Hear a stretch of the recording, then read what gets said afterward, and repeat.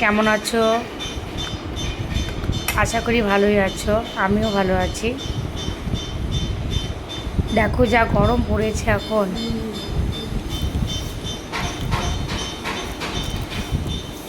তোমরা সবাই ভালো থাকবে, গরমের দিনে সাবধান মতো খাওয়া দাওয়া করবে। দেখো আজকে আমি রান্না করব নদীর বড় চিতল মাছ। দেখো মাছগুলো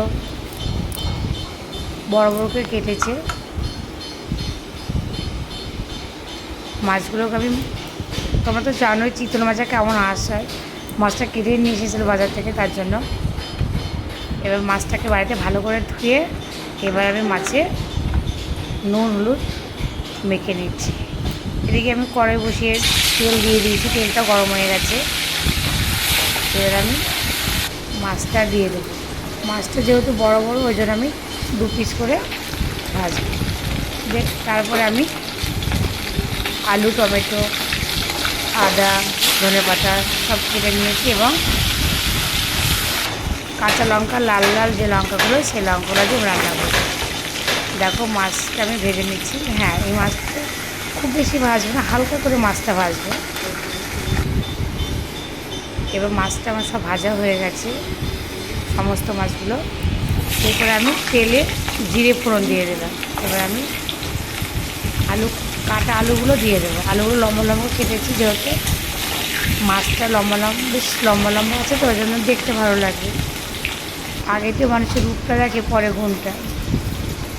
এরকম মশলাটা আমি রেডি করবো। ওই যে জিরে নিয়ে নিলাম, এবার ধনে গুঁড়োর মধ্যে দিয়ে দিলাম, কাঁচা লাল লঙ্কা দিয়ে দিলাম, আদা,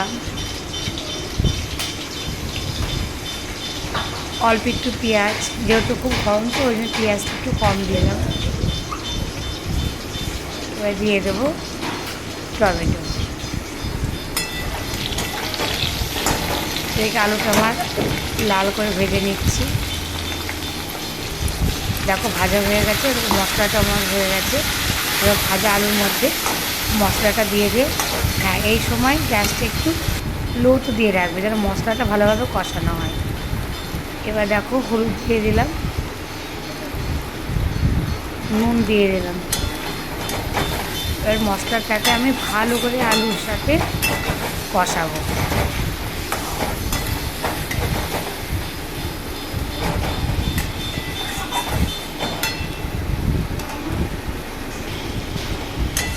দেখো মশলাটা আমার কষানো হয়ে গেছে, যেহেতু তেলটা ছেড়ে দিয়েছে মশলা থেকে এবং মশলাটা নিচে থেকে লেগেও যাচ্ছে, তার মানে মশলাটা আমার কষানো হয়ে গেছে।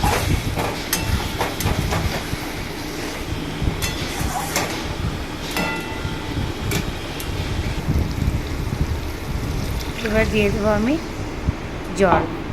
হ্যাঁ, জল একটু বেশি পরিমাণেই দেবো, কারণ এই ঝোলটা আমি পাতলা ঝোল করবো।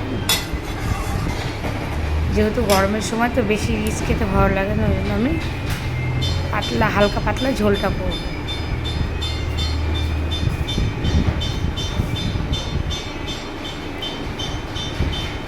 দেখো আমার এই রান্নার ভিডিওটা যদি তোমাদের ভালো লাগে অবশ্যই সাবস্ক্রাইব করবে। হ্যাঁ, যারা এখনও করনি, নতুন দেখছো, তারা অবশ্যই আমাকে সাবস্ক্রাইব করে পাশে থাকবে।